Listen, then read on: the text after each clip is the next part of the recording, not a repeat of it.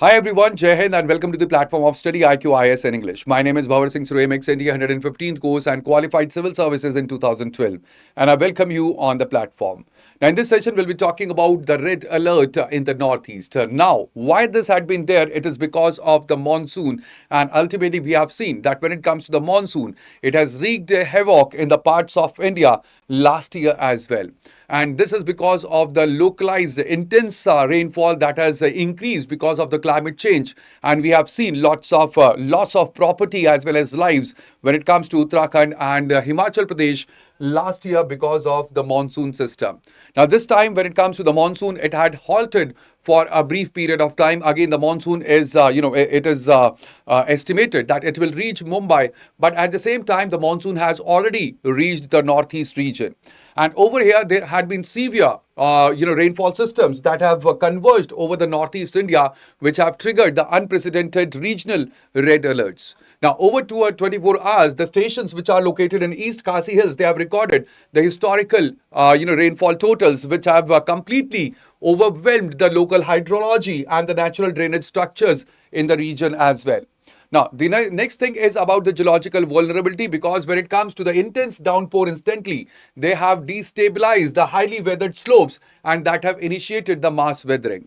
Mass weathering where we have the bulk of the mass, whether it is the rocks, it is the mud, that slides down and ultimately that leads to the landslides. So these landslides, they have cut off the critical national highways, which have isolated the border communities which is there and also triggered the cascading floods in the downstream plains, like for example in Assam's Dhemaji district. Now, over here, it is very important to understand how the landslides they occur. Now, what is the mechanism behind this, or what is the driving force behind the landslides? Now, the first thing is about the pore pressure. Now, what happens is after the rainfall or during the rainfall, the water it percolates into the soil and it fills the void. Later on, the high pore pressure that is there, the pressure it pushes the soil grains apart and that dramatically reduces the shear strength and the internal friction that is there within the soil. Now, what happens is that there is shear stress as well. Now, this shear stress is developed because of the gravity, because it is acting as a driving force. And when the downslope gravitational force, that is the shear stress, it exceeds the soil cohesiveness, so that leads to the slope failure that is instantaneous and that triggers the landslide. Now there is also toe erosion. Now when I'm talking about toe, it is about the base of the slope that is there. Now because of the flooding and even unscientific road cuts, what had happened is that there was excavation of the base or toe of the slope, and this removes the passive support and it initiates the major upward progressing slips, and ultimately that also leads to the landslide. So this is the mechanism that triggers the landslides into any of the region. So ultimately, there are four factors or cause that you can see that we have the heavy rainfall. That is like, for example, we have in Western Ghats, and that is triggering the rainfall, the landslide in Northeast right now. There are earthquakes as well, like, for example, in the Himalayan region, and even the deforestation and the reduced tree cover of the mountains. And ultimately, the mining activities, like, for example, in Jharkhand and Meghalaya, they all trigger the landslides into the region. Now over here, this is not just one type of the mass wasting. We have different types of mass wasting that depends upon the speed of movement of the mass that rolls down or it moves down from a slope. We can have the rock slide and can be the rock avalanche or rock fall as well. Then where it is debris slide, then it turns into debris avalanche or the debris fall depending upon the speed. And then we have slump that turns into earth flow and then mud flow, and we have earth creep and even solifluction and the debris flow. So these are all the types of the mass wasting that you will see, except the or apart from the landslide as well. Now over here you can see the extreme rainfall trajectory where there had been escalation in the extreme localized rainfall precipitation events, that is 24-hour anomalies due to the accelerated Bay of Bengal warming dynamics.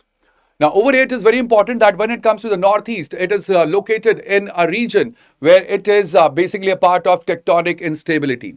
Now, the Northeast India, it actually sits on the boundary where we have the convergent zones between the Eurasian plate and the Indian plate and even the Burmese plate that is there. And this makes the complete terrain tectonically alive and deeply fractured. And that is also one of the major reasons that this is quite concerning.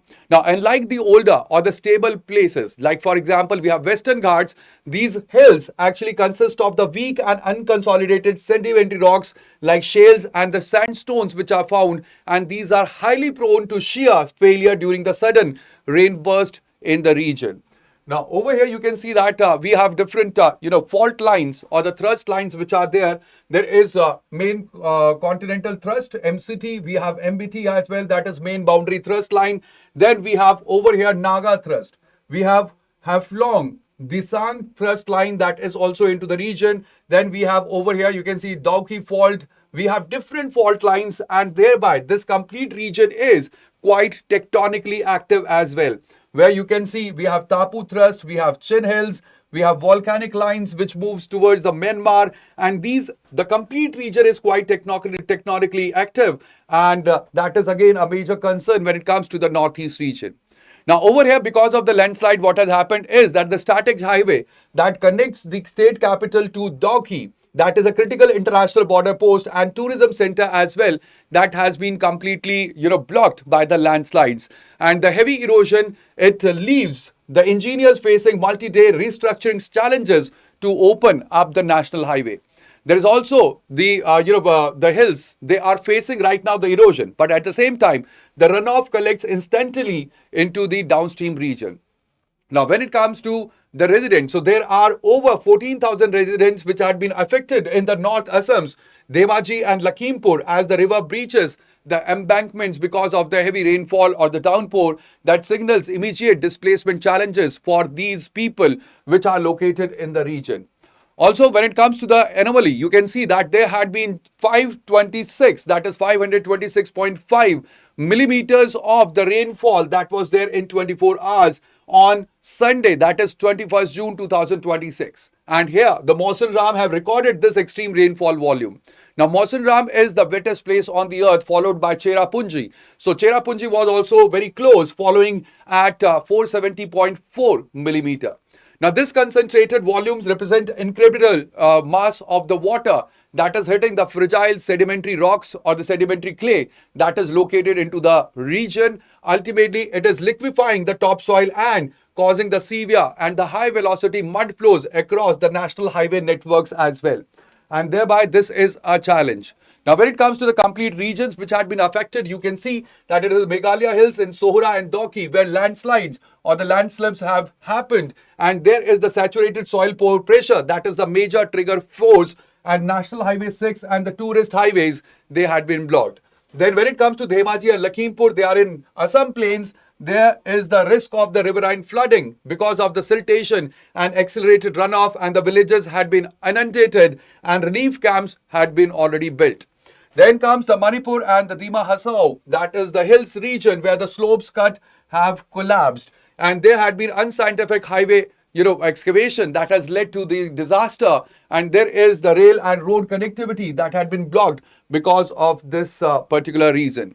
Now, this is very important that when it comes to the disaster, it is the responsibility of the National Disaster Management Authority, and they must deploy the Doppler weather radars which should be there, and also the real-time piezometers to monitor the rising soil pore pressure before the slip that occurs, and that will prevent that will give us a kind of early warning in the case of the landslides. Also, when it comes to bioengineering, so we should bioengineer the slopes where we must plant the deep rooting native species like we have vetiver grass, that is also known as khaskhas grass, to hold the weathered soiled strata because it will bind the soil together. The roots will bind the soil together, and then also there should be microzoration mapping where we must regulate the construction on the active fault lines or the zones and prioritize the community-led disaster rescue protocols in the remote valleys, because there when it comes to the disaster response forces, so it takes a time to reach the remote villages. And even we have seen that in the past year, what has happened was that various remote villages, they were cut off completely from the grid because of the collapse of the road network. So therefore, there should be prioritizing of community-led disaster rescue protocols that should be laid down, and that is very important for disaster management. Now, over here, it is very important that there is the bilateral trade that have been frozen because of this. Because when it comes to road blockages on the Shillong-Dauki route, So this actually have severed the critical trade arteries. Now Dauki actually it serves as India's primary gateway to Bangladesh, from where we are exporting the coal, limestone and stone as well. Now, when landslide have isolated these borders, so what has happened is that there are hundreds of commercial trucks which have gotten stranded, and that have caused the multi-million dollar trade losses and even disrupting the supply chains across the international line. And that is why when it comes to the complete issue, this is quite important for the Northeast region. And also it is important for understanding the complete phenomena of the landslides and how they happen and what are the different mass wasting as well. I hope I had been able to convey my message properly and to make you understand why the Northeast is on the alert right now. And also, if you are wishing to, get into the civil services, that is, you are appearing for 2027, 28 or 29, UPSC examination, or even for the state PCS examination. Remember that for the civil services, we have the proper structured models, that is the GS Foundation courses, P2I, where we have the resolution batch for the English medium. And these batches had been structured upon the SMART model, where you get the structured classes, you get the proper, mentorship, you get the assessment, even the revision and the test series as well. You can enroll into the course and you can use the code, that is BRS Live, for the maximum discount. So that would be all in this session. But do not forget to like the session. Do like the session. Do share the session with your friends. And even subscribe to our channel so that you do not miss any of the updates in the future. I will see you in the next video. But till then, please take care of yourself. And also, just keep preparing and keep sharing the sessions with your friends. So that would be all. Thank you. Bye-bye. Take care and Jai Hind.